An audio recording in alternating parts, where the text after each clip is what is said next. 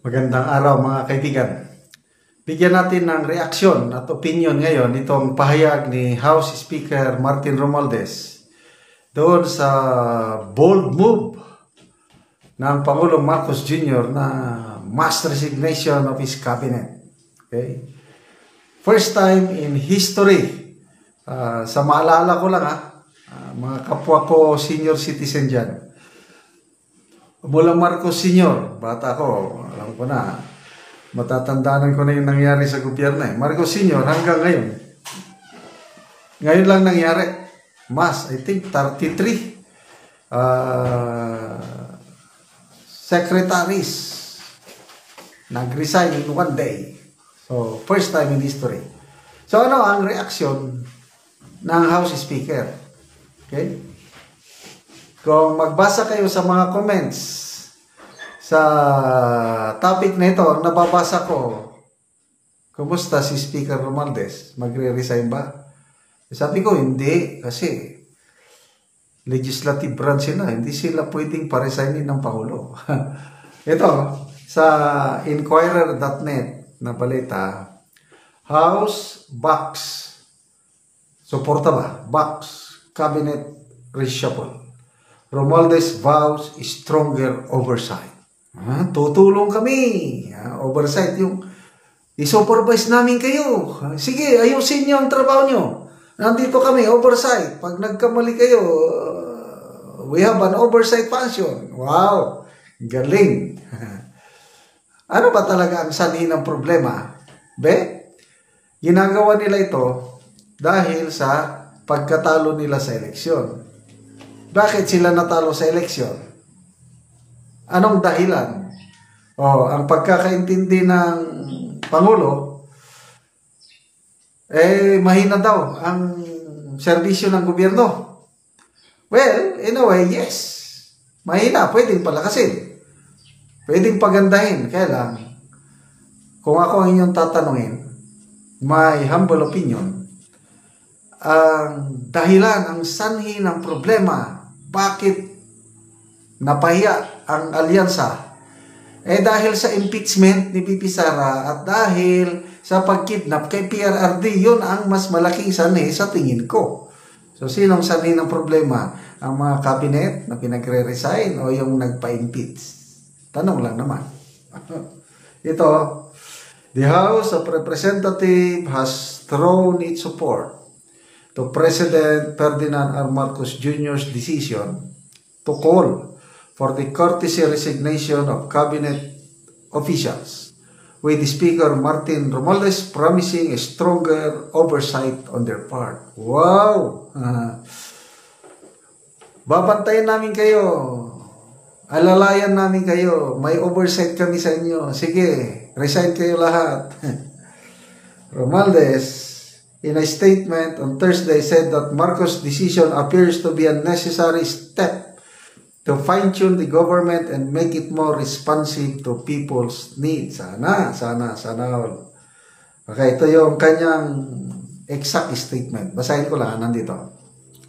The House of Representatives fully supports President Ferdinand Marcos Jr.'s decision to revamp the cabinet.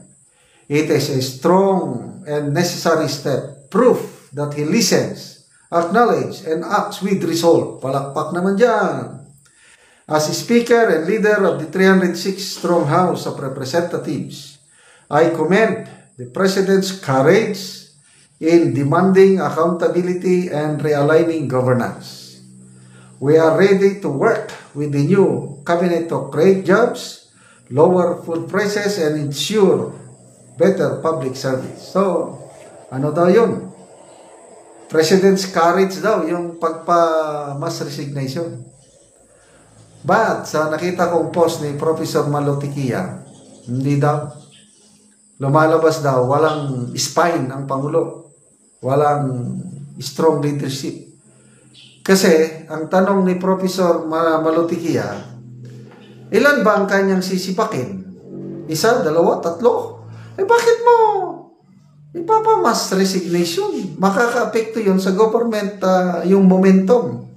Which I agree, yung sabi ni Kung mayroong hindi nagpi-perform, tawagon. come, resign. Diretso. Bakit idamay pa yung iba? So, it's a sign of weakness, sabi ni Professor Malu Tikia. Ano daw sign of courage daw ng Pangulo yun, sabi ni Speaker Romualdez. Okay.